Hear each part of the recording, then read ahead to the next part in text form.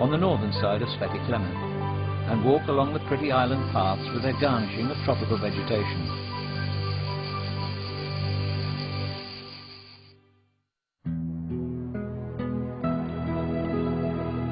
Vis, known in ancient times as Isa, island of mysteries, fishermen, of things that stay the way they were, the Falkusha of Komija, the vernacular Bugava and traditional gastronomic pearls like pasta fajol with bruyette, is a truly remarkable landfall that inspires a primary awe.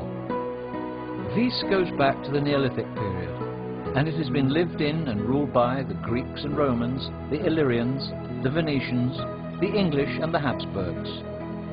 All the winds around the island are strong, and in winter you'll have to beware in particular of the Sirocco and the southwesterlies. Nevertheless, Vis is still a favourite port of call. We are coming in from the northeast and sailing into capacious Vis port. The first thing to greet us in the bay is the Czech villa, then the English fort, and after that a picturesque peninsula with a church and the monastery of St. Jerome. In Vis, a considerable number of fixed anchorage points have been put in the harbour for sailors, and there are electricity and water hookups. While if the Bora or Sirocco are blowing with any strength, it's possible to anchor in Stonza Bay. In Vis, it's a good idea to visit the attractive eastern settlement of Kut and try out pasta with lobster in the Vatrica Tavern, or perhaps tuna in white wine in the Poyoda restaurant. If we sail from the port of Vis eastwards, after 2 miles we'll be greeted by the lighthouse on Stončica Point, and directed towards the bay of the same name, that because of its unabashed loveliness, we've put in the high-flying society of Dream Point destinations. Stončica is well out of the way of the winds, has a sandy bottom and 5 or 6 metres of water for anchoring. And after a swim and generally wallowing in luxury, you can't beat dropping in at the idyllic tropical tavern called Stončica, in which the enterprising Lincia brothers make terrific brodette and lamb specialities, using ingredients that they catch, rear and grow themselves. Moving on, we'll soon be on the southeastern side of Vis, where our attention will be drawn by a group of little islands. The first of them, named Budikovac, is a nice anchorage and a still nicer bathing place. Off the second, Ravnik, you drop anchor and row in the dinghy through the attractive green grotto.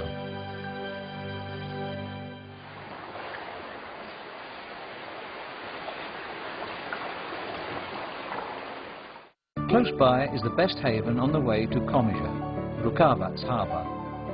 Going on westwards to Komija, one certainly has to stop off at the next Dream Point destination, the Mala Travna Bay.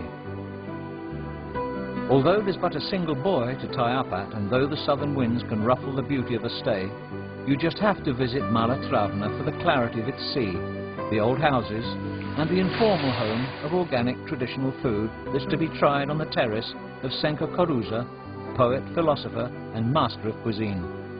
Try out Senko's herb brandy, his organic Plavac wine, goat cheese and salted anchovies, or his fish soup and brodette with pasta fajol.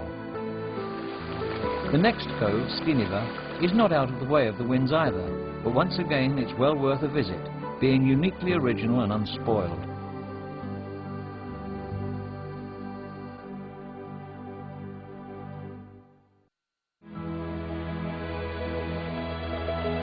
Here we are now in legendary fisherman's Komija, where you can tie up stern first to the quay, anchoring not being such a good idea because of the many ground cables.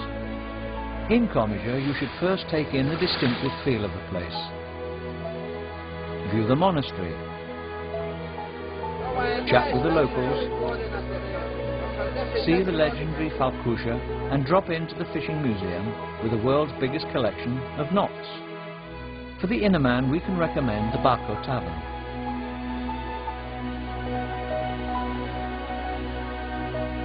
Where you can try the salted pogača and all kinds of other seafood delicacies, some of which come to the table straight from the pool. If we sail out of Komija Viswards, on the north side of the island, Okluchina Bay is available to us, and right next to it an anchorage in the 3-inlet bay called Gradac. While just before Vis itself you might well want to visit Rogačić harbour, Anchor and take a swim in the eastern part, where an island drawn in on the chart has gradually become part of the land.